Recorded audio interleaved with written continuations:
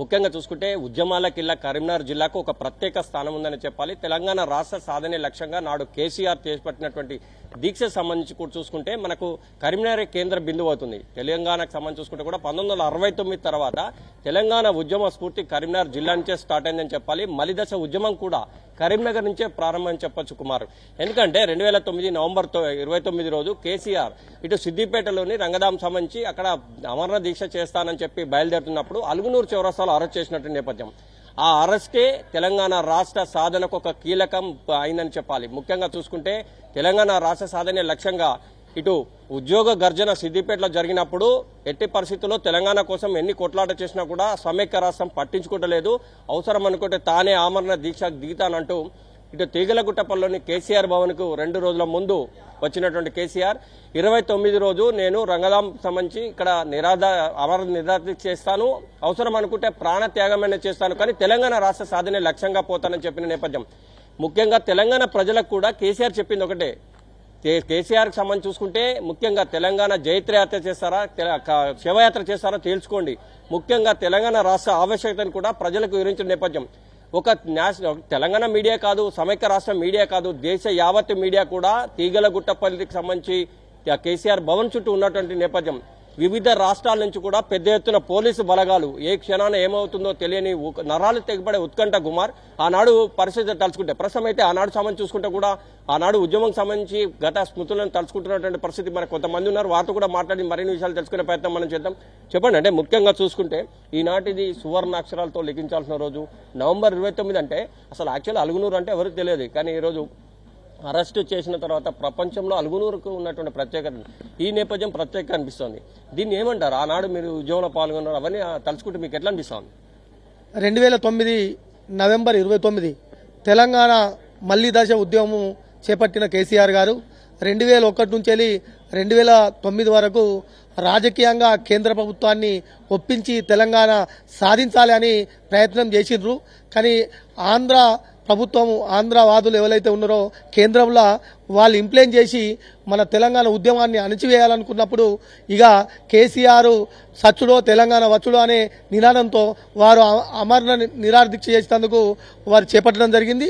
ఆ రోజు 2009 నవంబర్ 29 రోజు కేసీఆర్ ఉత్తర తెలంగాణ భవన్ నుంచి వెళ్ళి బయలుదేరి సిద్దిపేట రంగనాథపల్లెలో నిరాదీక్షకు బయలుదేరిన రోజు పోలీసులు మోసపూరితంగా వారికి ఎస్కార్ట్గా వస్తూనే అలుగునూరు చౌరస్తా రాగానే సిద్దిపేట వెళ్లాల్సిన వాహనాన్ని వరంగల్ రూటుకు మలపంగానే గ్రహించిన కేసీఆర్ గారు మరి వారు కారు ఆపి దిగి కింద కూర్చుండడం జరిగింది.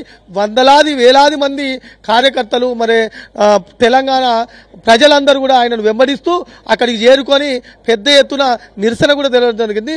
ఆ రోజు ఇక్కడ అరెస్టు చేసి బలవంతంగా పైచాచికంగా అప్పుడు ఆంధ్ర నాయకుల మాటలిన్న పోలీసులు అరెస్ట్ చేసి మరి వారిని వరంగల్ ఖమ్మంకు తరలించడం జరిగింది.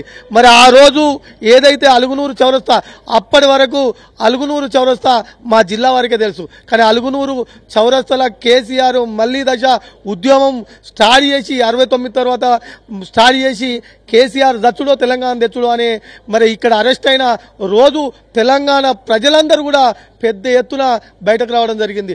4 కోట్ల జనం ఆకాంక్ష, ప్రజలు ఎక్కడ అరెస్ట్ చేసి వారిని తీసుకుపోతుంటే ఖమ్మం వరకు కూడా రోడ్ల మీద వెహికల్కి అడ్డం వచ్చి నిరసన తెలపడం కూడా జరిగింది. అంటే ఈ అలుగునూరు చౌరస్తల ఆ రోజు జరిగిన సంఘటననే నిరురంగా ఉద్యమం నడిచి మనం తెలంగాణ సాధించడం జరిగింది. తెలంగాణ సాధించుకునే దానిలో కీలక భూమిక ఇలా అలుగునూరు చౌరస్తా అరెస్ట్ కాబట్టి దీన్ని అలుగునూరు చౌరస్తాను మేము ఒక పవిత్ర ప్లేస్గా, తెలంగాణ పవిత్ర ప్లేస్గా మేము దీన్ని భావించి ఈరోజు పెద్ద ఎత్తున ఇక్కడ మళ్ళీ 15 సంవత్సరాల తర్వాత ఇక్కడ గొప్పగా మా BRS party working president KTR గారి నాయకత్వంలో ఇక్కడ సభా సమావేశం ఏర్పాటు చేయడం జరిగింది. ఇది అంటే మొత్తం మీద కుమార్ అంటే గతాన్ని ఎప్పుడు కూడా మర్చిపోలేని పరిస్థితి. మలిదశ ఉద్యమానికి కేంద్ర బిందువు అలుగునూరు అని చెప్పాలి. శాంతియుత పోరాటంలో తెలంగాణ రాష్ట్రాన్ని సాధించాలనే లక్ష్యంతో ఆమరణ దీక్షకు దిగినటువంటి కేసీఆర్ ఎట్టి పరిస్థితుల్లో రంగదాం వెళ్తాను, ఆమరణ దీక్ష చేస్తాను, తెలంగాణ రాష్ట్రాన్ని సాధిస్తాను అని చెప్పిన నేపథ్యం. ఎందుకంటే తెలంగాణకు సంబంధించినటువంటి సమైక్య రాష్ట్రంలో నీళ్లు కావచ్చు, నిధులు కావచ్చు, అన్ని కూడా దోపిడీకి గురవుతున్నాయి.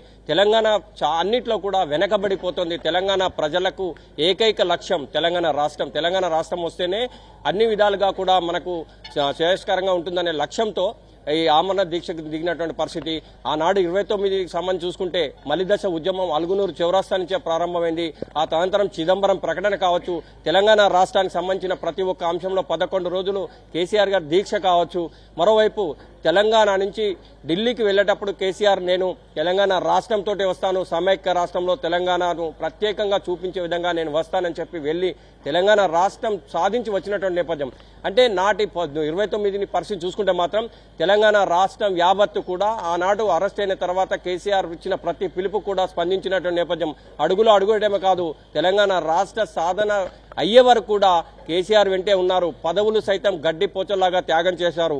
తెలంగాణ రాష్ట్రం సాధించే వరకు కూడా తెలంగాణ ప్రజలంతా కూడా వివిధ జేఏసీల ద్వారా మద్దతు తెలుపుతూ ఇటు ఉద్యోగస్తులు కావచ్చు, సింగరేణి కార్మికులు కావచ్చు, వివిధ రకాలుగా జేఏసీల ద్వారా మద్దతు తెలిపిన నేపథ్యం మనకు స్పష్టంగా రాష్ట్రంలో కనిపిస్తోంది.